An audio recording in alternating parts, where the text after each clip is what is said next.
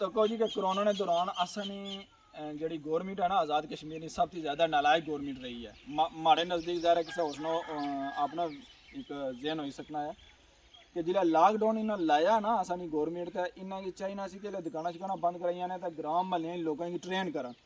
कि असने लोगों को बेशुमार जमीन जड़ियाँ बिल्कुल इस तरह फालतू पी हुआ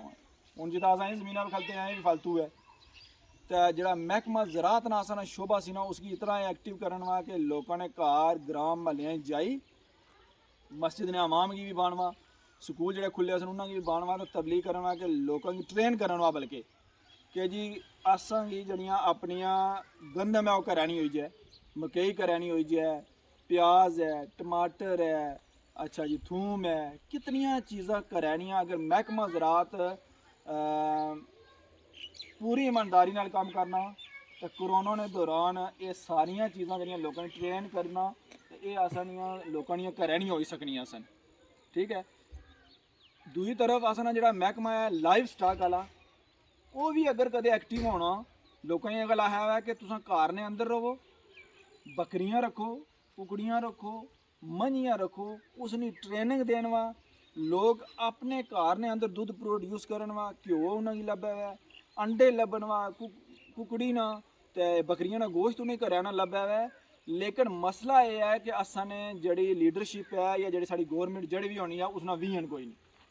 और जिस वेले उन्होंने ये विजन नहीं होना तो फिर डंग टपाओ पॉलिसी होनी है फिर कौम की कोई फायदा नहीं हो सकना। तुम भी बहुत कि कितने कितने बंदे ऐसा ने जिन्होंने को जमीन इस तरह पीया वा और जमीन ने सितम जरीफी है कि लोगों को कोई पता नहीं कि कड़ी खाद इस्तेमाल करनी है कड़ा बीज इस्तेमाल करना है। तो ये 2 साल असानी गौरमेंट की तो अल्लाह दीते सन कि ये दो सालों ने अंदर वो कुछ ना कुछ करे हुए अपनी कौम की दया है तो इसलिए अगर उन्हें दिते होना ये सारिया चीज़ां तो असानी कौम जी है इस वेले भी रौला पाया जी कि बड़ी दुधा की शार्टेज है घ्यो की शार्टेज है अंडिया की शार्टेज है जी सब्जियां की शार्टेज है कि असानी सब्जियां सारियां पंजाब अच्छियां पियां कियां पंजाब की सब्जियां अच्छा जी ये मीरपुर डिवीजन पूरा बेला ना पर उन्होंने 2 साल इन्हें कुदर कड्ढे न। अच्छा जी इस आसों तको कि असेंगी गंदम और मकई भी जी है ना वो हूँ कितना रौला पई जाना जी कि पंजाब ने अंदर के गंदम की जी है ना वो शार्टेज हो गई है कियां शार्टेज होनी है ये जो मीरपुर डिवीजन ने सारे खेत ने घड़े कम्मे ने 2 साल अगर असानी गौरमेंट सही तरीके ना लानी तो माड़े नज़दीक ऐसी कि यह मामला कम अज कम एक मामला कोरोना ने दौरान ये गल आखन वा जी कि कोरोना जरा ना अल्लाह की तरफों असा वास्ते रहमत बनी तो आया जी असा बहुत कुछ सीखी गिंदा जी बहुत कुछ असा जरा ना वो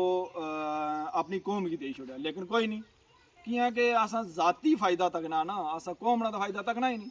असा जाती फ़ायदा तकना और जुज वक्ती फ़ायदा तकना जो राजुल वक्त निज़ाम है उसी गिणदा आगे टुरना असा अपना विजन या अपनी नस्ल वास्ते कोई विजन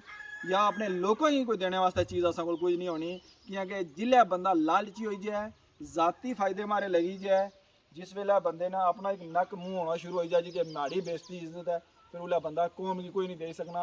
मैं जो नवे नौजवान है इन्हें गुजारिश करना कि जो राजुल वक्त निज़ाम है इसने खिलाफ तुम थोड़े जे निकलो